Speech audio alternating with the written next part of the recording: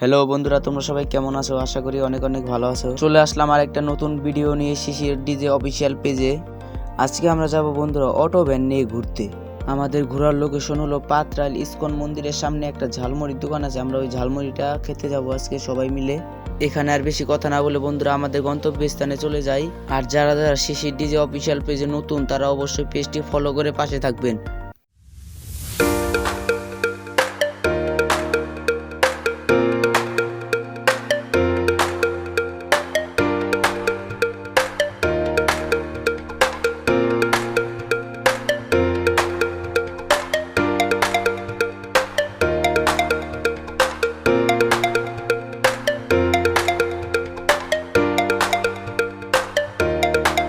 আঁকা বাঁকা মেঠো পথে আমরা চলেছি, আমাদের পাশে থাকুন।